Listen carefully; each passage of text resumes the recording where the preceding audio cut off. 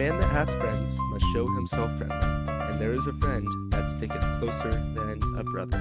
Proverbs 18:24. Young Christian man, welcome back to Seeking Wisdom, the podcast to help Christian young men see life from God's perspective.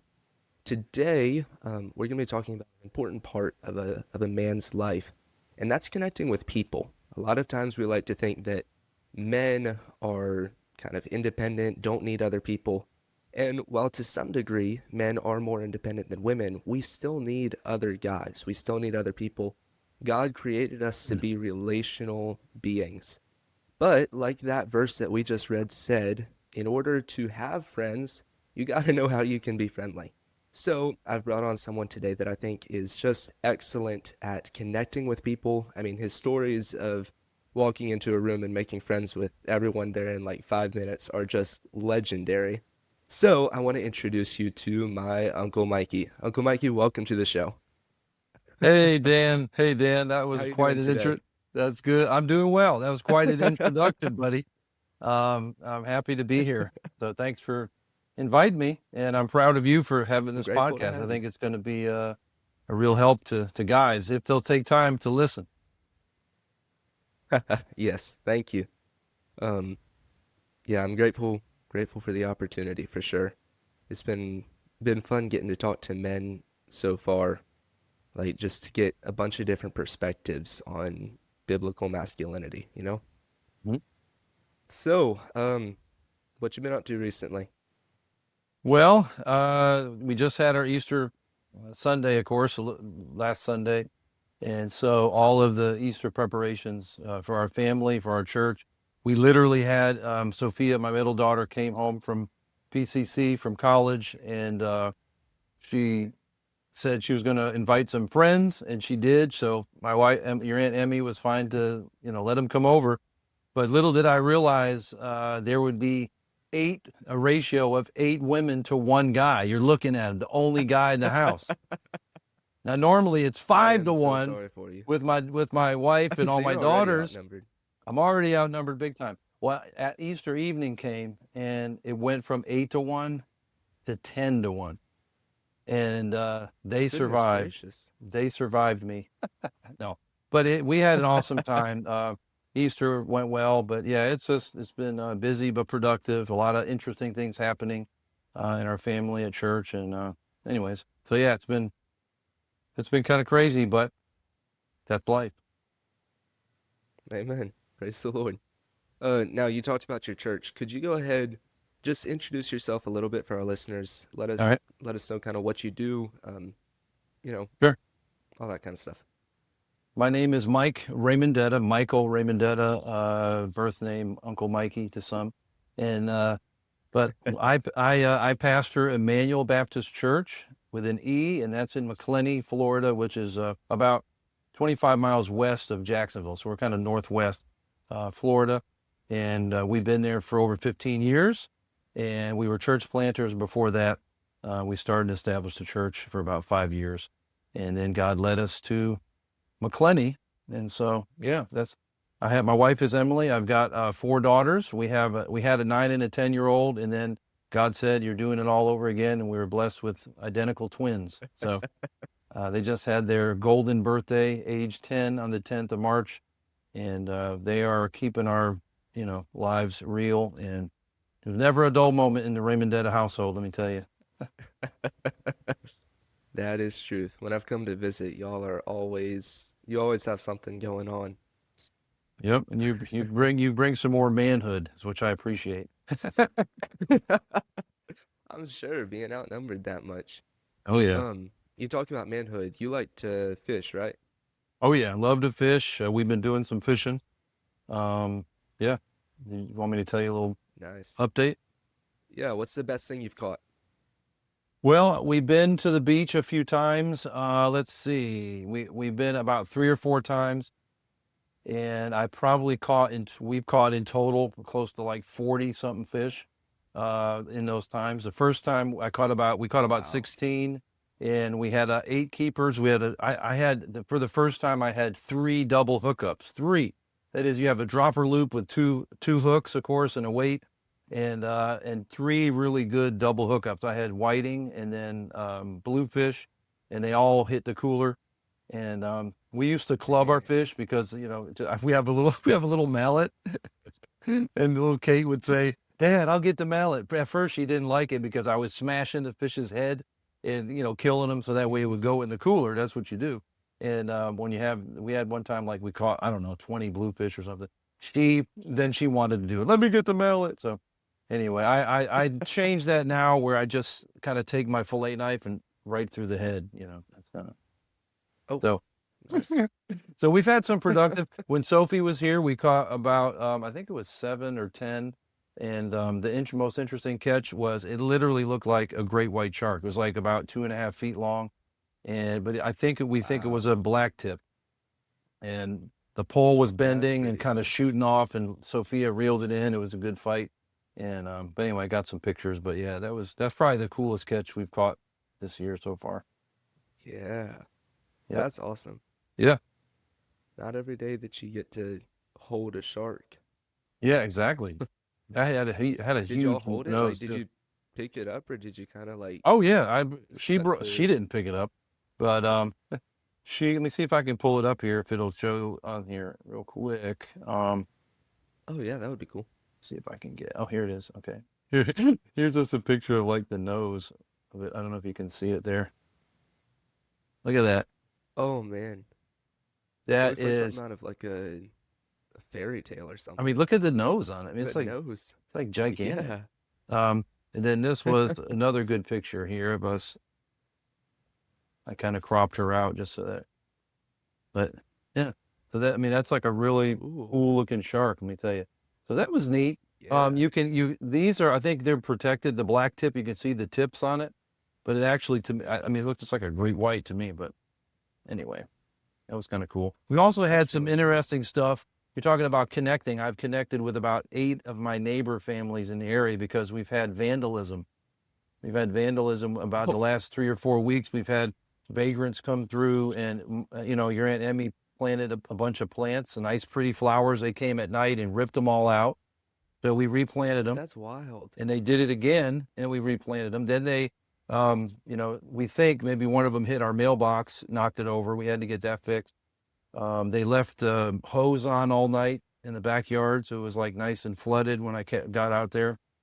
And then they stole her hummingbird feeder, brand new hummingbird feeder, and the pole, like that nice. It's like a steel staff that goes in the ground that actually holds it.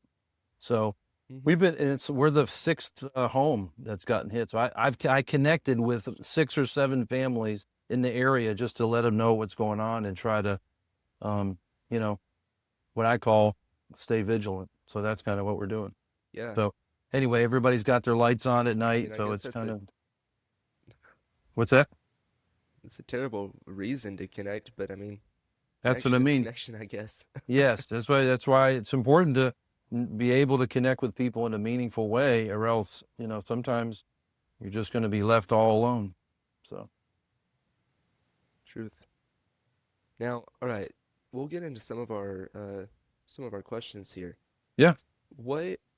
So like, we know that connection is important. You and I just talked about that. What is it that makes someone able to connect? Like what causes it, or what skill helps them? Yeah, what causes it? What are some Well, I what are think some things you notice between people who are good connectors versus bad connectors? yeah. I think connecting with people is a good word. And I use it a lot because that's what we connect with people, and that means to me that you're getting to know someone in a more personal way. You're developing a relationship or friendship, some kind of relationship. Now, relationship and friendship are 2 different things. A relationship is a connection between 2 people. That could be, I'm connected with, say you're renting a home from someone, and I'm connected to the landlord. That happened to me. We have a relationship. Do I like the guy? Not really, but I have to get to know him in order to, stay, get things I need for the house or whatever. Now I have a friendship, a relationship with you. You're my nephew. We love one another in the Lord. We're family, stuff like that. So there's a difference. So sometimes like I just said, crises causes you to have to connect with people. I mean, something happens like that. You got vagrants, something you have to connect. Be able to connect with people. A guy came by, one of our neighbors, asking for information about the mailbox because somebody didn't finish his mailbox. His got demolished somehow. So, I mean, I had to be able to converse with him and help him out. But I think there's other times like, whatever you think about what you're doing in life and what your goals are and your ultimate goals and objectives. I mean, you're going to connect from I like to think of it this way, get up to go to bed. How many people, who's in your life during that time? I mean, who's in your world that you're interacting with, whether it be at church, school, work, just in your neighborhood. You got to be able to, somehow be able to have a real conversation with them, to be able to show the love of Christ, or just to be able to accomplish your goal of what you're trying to do. I mean, I'm thinking about, okay, I got to make this phone call. I got to connect with this person. Why? What's the purpose of it? And now in my mind, I can then prepare myself to go up to this person and begin a conversation. For instance, for Easter, we did some really neat outreach where we went to the ball fields. We noticed, as a matter of fact, Dad and I, Papa, Dr. Shoemaker, who was on your podcast earlier, we were having outreach for Easter, and we both noticed a large group of people that were at this huge field near Walmart. It was a kids flag football event. And I mean, there had to be at least over 100 people there or more, families, kids. And so we were talking about it. We were going to go to a place of new move-ins where people have just maybe built homes or whatever. That's very good to go witness and connect with people, invite people to church like that, because they're so open to something new. But then he's like, all those people. And I was like, you know what? Why don't we just go there? That's where all the people are. I mean, it's like they talked about fishing. I mean, if I see a school of fish, something's blowing up on the water, and I see a school of fish, I'm not going to blind cast over here. I'm going to cast my lure right in the center of where all the fish are. Why? Because I can get a good catch. So we went there, and we got our Easter invites. Even our Easter sign we put in the ground right there while we were walking around, just to kind of, they made us take it down, which I was like, really? But anyway, for a while, people were walking by, but we were able to connect meaningfully with several dozens of people and get the word out. And then we went to another baseball field. I mean, I'm just coming up to people. They're standing there with their family watching a game. I don't know them from Adam. How am I going to get an opportunity to get this Easter invitation in their hands without them crumpling it up and throwing it in my face, right? Well, you have to think through, what is it that you're trying to do? What's your purpose? My purpose was to introduce myself and to connect with them in a personal way and give them a personal invitation to come worship at our church. And so that's what I would do. Hey, I would say, I would just walk up there talking, hey, what's going on, guys? What's going on? Like, who's this guy? I was like, my name is Mike. I'm a pastor at a local church here, Emmanuel Baptist Church. I wanted to come by because I wanted to invite you, give you a personal invitation to worship, and I'd hand it to him, and then I would change the subject, get to know him personally. Hey, who you got playing? Oh, my son. Oh, that's great. That's awesome. Yeah, we talk about baseball. You play baseball? Yeah, I did too. Before you know it, you're connecting, you're conversing on a personal level, and then you can connect with them. So you need to be able to connect with them in a personal way, so that then you can connect with them in a spiritual way. And that's kind of how Jesus did it in a way. He would kind of meet a personal need, then he would deal with their spiritual need.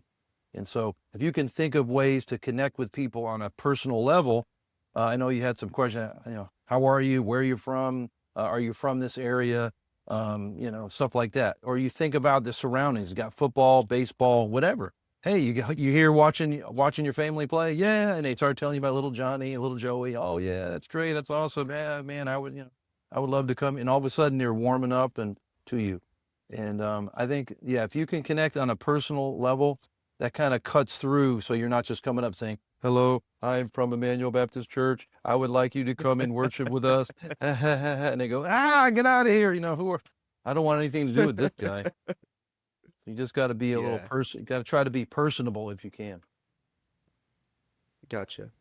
So start with an objective is what you're saying. Start with a plan going into it. But don't just be all about, like, we got to get this done in this conversation. Let's communicate this and then leave. Like, get to know them as a person. Yeah. So you're kind of thinking with the end in mind. That is a great leadership principle in everything you do, any kind of project or person, which, by the way, people are more important than projects, just saying. And so you have to be able to, like you said, you're thinking with the end in mind. What is my ultimate goal? My ultimate goal is to hopefully connect with them in such a way that they want to come and worship at our church. Well, in order to do that, I've got to get to know them on a personal level. And it's got to be what I call, you got to practice reciprocity. And I'm sure you've heard of that before. That is a big word that just means you go into it with a win-win mentality. I'm not here, like you said, just to get what I want out of this. People can sniff that a mile away. You know, you had a question about like, how do I become likable? What are the traits of someone who's a likable person? And I think in order to be likable, you have to understand a person who's not likable. What makes someone unlikable? Well, I think then you got to go to Luke chapter 18 and you got to go to what Jesus, you know, he said 2 guys went into a temple, but before he gave this great story about 2 different people with 2 different outcomes, he said, there were people there that were very unlikable. You say, what do I mean? He described them. He said, they thought highly of themselves and they despised others. So they were going into life and looking at everybody like this. I'm up here and you're down here, okay? I'm up here and you're inferior to me. So I'm walking around thinking that I'm better than you. That is, if you want to connect with somebody, that's the last thing you want to be like, is like them. You do not want to be somebody who thinks they're better than everybody. And, you know, and that's what that guy said. Remember the guy at the temple, he was a Pharisee, and he said, hey, he's praying out loud so everybody can hear. And he's like, I'm so glad that I don't do this and I don't do that. And I do this, I do all these good deeds. And Lord, I'm so thankful that I'm not like this guy. And he pointed at the publican. I'm not like him. You know, I don't go around and, you know, and it's like, man, if you want to wear people repellent, that is exactly what you need to do. I mean, if you want to know how to repel and repulse people, be like the guy, Pharisee in Luke chapter 18. I just told my daughters this morning. One of the greatest lessons you learn in life is not always what to do, it's what not to do. And I think how not to be. Don't be like that guy. Nobody likes somebody who thinks they're all that, and they constantly, when they talk to you, it makes you feel inferior, and they have to make themselves superior. No one is going to want to be around that guy, and you are not going to be likable at all. Mm-hmm. I mean, look at Jesus. Yeah, was Jesus? I'm just saying. Going to bring up. Yeah. Yeah. I mean, Jesus washed feet. Mm-hmm. He did the least job, the job that nobody wanted to do. So, he definitely was likable. Yeah. And by the way, you're likable. You're a pleasant guy. Hey, thank you. So are you. Hey, thanks. Hey, thank you. So I guess on the flip side of, there's that Italian coming out. Yes. On the flip side of like what you just said, so that the bad is, don't be so stuck up, so selfish, so high-minded. Yes, it's all about winning for yourself. Everything you do is about getting what I want. You know, I'm acting like I care about you, but I really don't. But then on the flip side, the good way or the good thing would be to lower yourself, to make yourself less in the presence of other people, so that you can bless them. Am I getting at it right there? Pretty good. You want to be a real person. I mean, just be you. Understand that, you know what? We're being humble means that you think less of yourself. You're not like putting yourself down, but you think of yourself less and you think of others more. Like the scriptures tell us, you think of, like Paul, the church planting pastor, he said, hey, you guys need to think of others better than yourself. There's a good principle. Better than yourself. You actually value this person you're talking to. You're connecting with them because you genuinely believe in that person. You genuinely like them. You genuinely want to get to know them. You know, you genuinely, like you said, you want to bless them. It's not about me getting the blessing. Yeah. At the end of the day, sure, my goal is I'm going to get blessed somehow. But if I don't genuinely look you in the eye and communicate that, hey, you're important to me, As a matter of fact, more important than a task, more important than getting what I want, then you're not going to be likable. But if you can communicate that and you say, yeah, basically, I genuinely like being around you. And I don't mind you getting to know me either. You know what I'm saying? I'm not coming around like with this facade and I have this armor around me where, you cannot penetrate. You're not going to get to know who I am. Or I'm telling you who I am. That's a good sign of somebody who's insecure and super prideful, is that they're always telling you about them, how good they are, how good at this they are, and how you need to do what they're doing because, you don't know what you're doing, but I do. I'm an expert. No, you need to write Ichabod on that person and actually pray for him, and just, because, and you can tell people can smell that, the people repellent, they can smell that a mile away. I mean, they know that this girl just sprayed people repellent all over themselves, and it ain't good. Yeah. Now, my next question, and I apologize, I'm going to go No, a little good. bit out of order, but I think it'll flow with our conversation better. What makes the difference for you between just talking with someone and connecting with them? And I know we talked about this on a philosophical top level. We need to be focused on blessing them. But what are some, I guess, details about that? What are some specific tactics that you use to help you connect with someone? You mentioned eye contact earlier, things along those lines. Yeah, that goes a long way too. When you're trying to connect meaningfully with someone, and I pray that every time I teach and preach, and being a pastor, I mean, I do that at least, 2 times a week. In our, sometimes, like I told you, it's 4 and 6 times a week. And I pray that God frees me from my outline to connect meaningfully with people. And how I do that is yes, I try to make great eye contact. I'm not just saying look around. I'm looking into people's souls.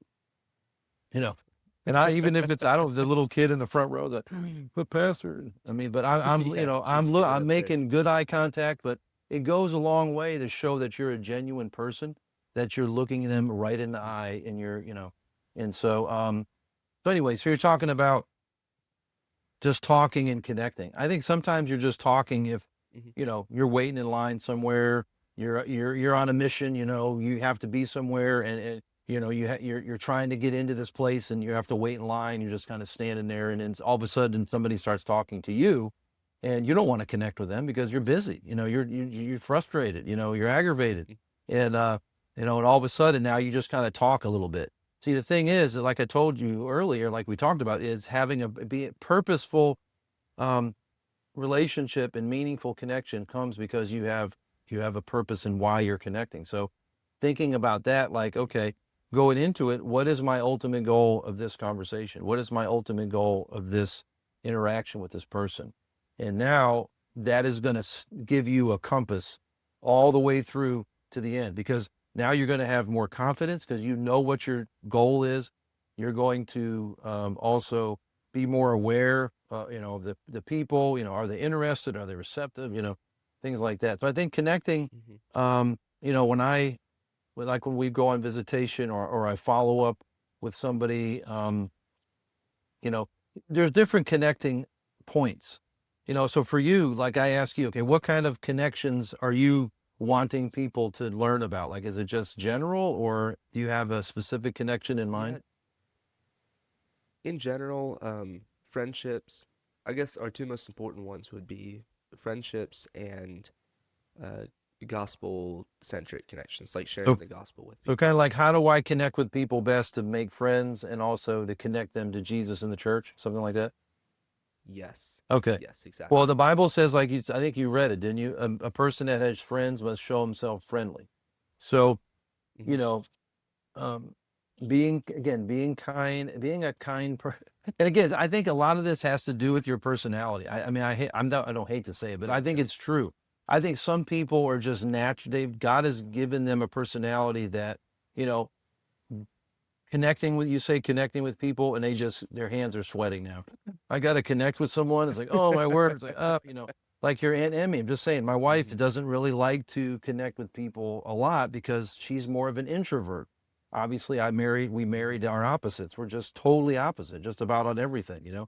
We eating ice cream last night with Grammy, and, I got a blizzard that has, 4 ingredients, and she's got, a vanilla malt. It's vanilla with vanilla malt powder. I mean, I would never, ever, ever order a vanilla malt. I never will, because I think that's boring. She's slurping it like it's the best thing she's ever drank in her life. So, but we're just so different. So me talking to her about life and ministry, hey, we need to connect with these people. What does that mean?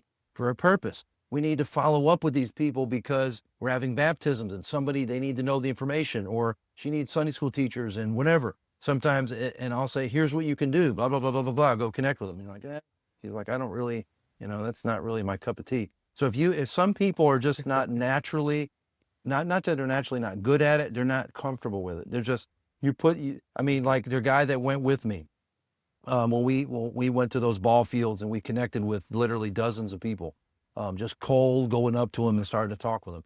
I mean, he was happy to drive me around in his truck. He was happy to put Easter invitations in the porta potty there. He hung them from the rafter. I mean, he had them everywhere. He was so proud of it. He took a pic, goes, go in there, look in there. I was like, yeah, that's cool, man. You go in here, somebody's going to be invited. That's for sure. That's awesome. But he goes, but you going up to people like you're doing, I'm not comfortable with that, And so I'm not saying that they can't get to the place where, but with God's power and grace that they can, but they can also connect with people in a different way. So like spiritually speaking, you can invite people through text message, email, phone call, personally handing somebody an invitation. They don't necessarily have to engage or connect with people on a personal level. But as far as like making a friend though, if you want to be if you're going to have a friend, the Bible says you got to be friendly. So you have to somehow have enough courage to look somebody in the eye, smile. That goes a long way. Everybody smile. It goes a long way. And it helps people know that you're okay to connect with them. If you're looking like you're going to die or you're always in your phone, you're not ever looking up. I mean, my wife's connected with people because they've connected with her. She's sitting there reading a Christian book at a mechanic shop, had no intention of talking with anyone. And somebody will say, hey, you're reading a Christian book. What is that all about? All of a sudden, guess what? She's forced into a connection. And she's good at it. She's a good, people-oriented person once you get talking. But for some people, it's going to take a little more to do it. Other people, it's going to be more natural. Gotcha. What you were saying about smiling. Yeah. Like, I don't know. I've noticed that to be pretty huge. Like when I walk up to anybody, really, if they're smiling, I feel so much more comfortable just right off the bat. Oh yeah. But if they're like, you look at you like, in their grumpy face, yeah, like they might be the friendliest person in the world, but they look at you like that, like they want to kill you or something. And then you're like, maybe we shouldn't talk today. Yeah, I've been sucking on dill pickles all day. Yeah, but exactly. but yeah, it's so if you're trying to say, hey guys, what can we do to connect meaningfully with other people, with girls, I mean, you're just, someday you want to be married and things like that. Yeah, you got to be willing to get out of your comfort zone. Okay, you got to be. What I like to call, I've read, is you got to get in the contact zone. I mean, if you, if you, there's a great book, Walk Across the Room. It's about being a good witness, and it talks about being salty, being a light, and salt that lost its savor is no good. And if you have salt and you don't use it, you don't put it on. What do you use salt for? A lot of times up north, it melts ice. And so you have to get it in proximity of what you're trying to accomplish. The salt melting, you have to get in there, get close to the ice. And if I have a salt shaker, and like with food, it's so bland, but I never shake it on my food, I'm never ever going to get the benefits of it. Yeah. And so you have to get it. If I don't have my plate of food here, I'm not going to shake salt over here down the road. I have to put it over here. So if you want to make friends and be friendly, you have to have enough courage and get out of your comfort zone and get in the proximity. You have to get close. You have to get in the contact zone, which I call, 6 feet of the person. That COVID thing, we don't even want to mention it. Ew, we had to stay 6 feet from each other in different places, but that's kind of the contact zone. Stay away now. Yeah, that's a barrier, I think, that caused a lot of problems with personal connections, this dumb COVID thing. And that's why we got to break through that and get back to face-to-face connections, in-person connections. This is fine. We're looking face-to-face. I think that's good. You can do it through Zoom or video, but if all your connections are through text message, that's not real personal. And you can't read facial expressions, and you can't see my facial expressions and hear my tone. And because most communication is nonverbal, let that sink in. It's all this right here that you have to see. And so you have to be able to get in that contact zone. So you have to have enough courage. And how do you have courage? Well, you learn some principles like we talked about, being friendly, being kind, making eye contact, having some questions and connecting points that you can start, engage in a conversation where, just sitting there going, you can say, how you been doing? Yeah. Where are you from? I always say those kind of things. Hello. Nice to meet you. Hey, are you from this area? That's a great question. Simple. Are you from this area? No. And they tell you where they're from. Oh, okay. I'm from here. Now guess what? You just made a connection. Now you're on the path. You're already on the path. Now you just need to keep it going, and you start talking, man, whatever they're there for. And what's wrong with your car? Or blah, blah, blah. Before you know it, man, I'm talking to this guy for 30 minutes. It's like, man, I only wanted to say hello, but, good grief.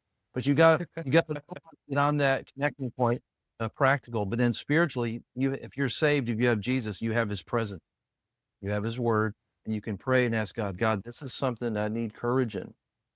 Would you give me the power and the strength to be willing to look somebody in the eye, whether it be a young lady, a guy that, I want to just be a friend, invite somebody to church. Give me the courage to do that. And then what do you have to do? You have to put feet to your prayers, and you have to you have to get in the contact zone. Nothing's going to happen. The salt will never have any impact if you don't put the salt on the ice. It does no good. And you're never going to make a connection that's personal and good if you don't get in the contact zone. So you can't sit there and say, talking like literally physically get into people's presence. Yeah, exactly. I mean, this day and age of all the social media, man, that's secondary. All that should be secondary. There's nothing that takes the place of me looking at somebody eyeball to eyeball, seeing them, whether it's a neighbor, a friend. There's no way I would have been able to connect with 7 or 8 families in my community yesterday and today if I didn't go out there to their door. Now, some people, they would be like, I ain't doing that. But why? I had a purpose. We had vandalism in there, and I wanted to know about it, and I wanted to see what they knew so that we could be vigilant. So again, having that purpose, being practical, having spiritual power, but having the courage to get out of your comfort zone. For some people, it's going to take more than a text. Now it's going to be, going out for coffee, hanging out after church, walking up to them, saying hello. How you doing? That's a simple thing. How are you? How have you been? My name's Mike. What's your name? Okay. And you break the ice. You have to have the courage, or you're going to be alone. No offense. Truth. I like the way you put it, because you kind of made it seem almost simple. Like it's just little steps that you're taking towards people. Just one little touch, one little connection almost.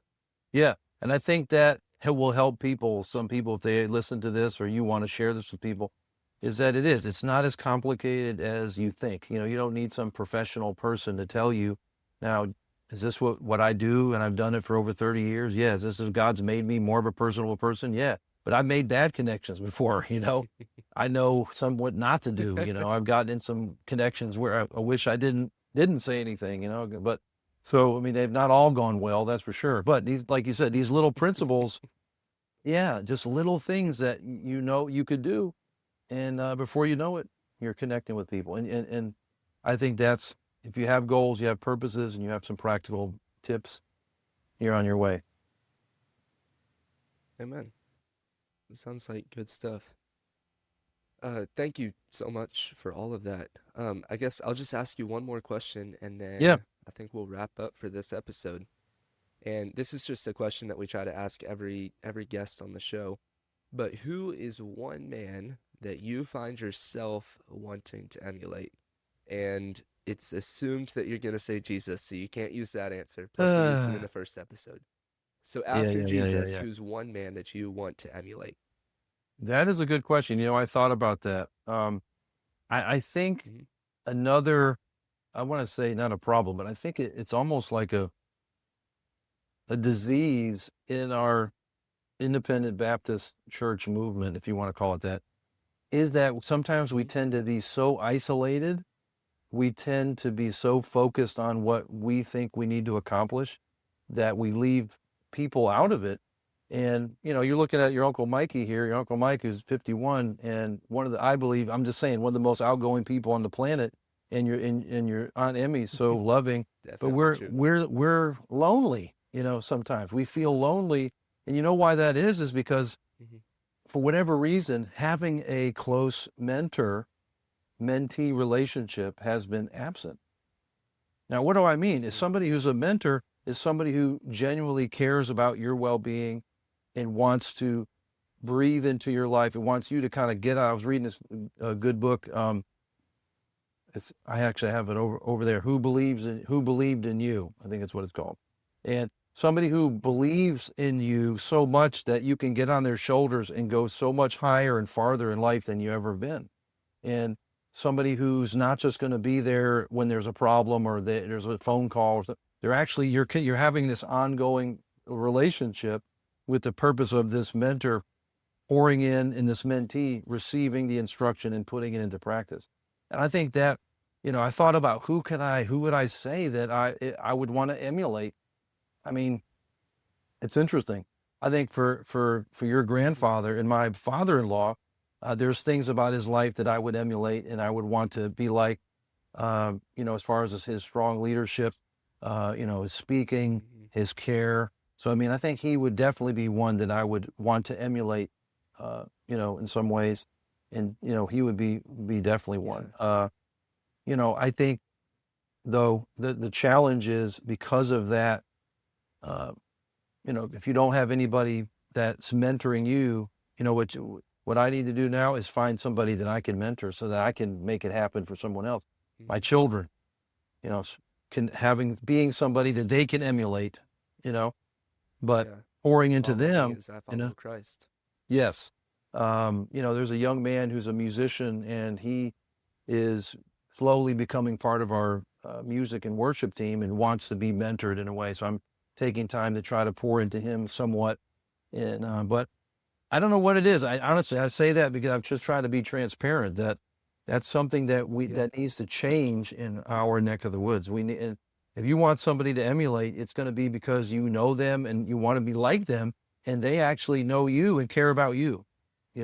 They've shown that they care about you and they've spent time with you. And, so again, that would definitely be your papa and my dad-in-law for sure. But other people, I think some people might struggle because it's lonely out there. So we got to help with that somehow. Maybe this kind of teaching will help with each other. Exactly. Yeah. That's exactly. Exactly. Yeah. All right. Well, good answers. Thank you so much for being on the show, Uncle Mike. I appreciate it. And you guys who are listening, go out and take some steps to connect with people. Don't just stay in your bubble. Get out there, actually get in other people's presence, be with them, and see how God can use you as you try to invest in the people around you. But until next time,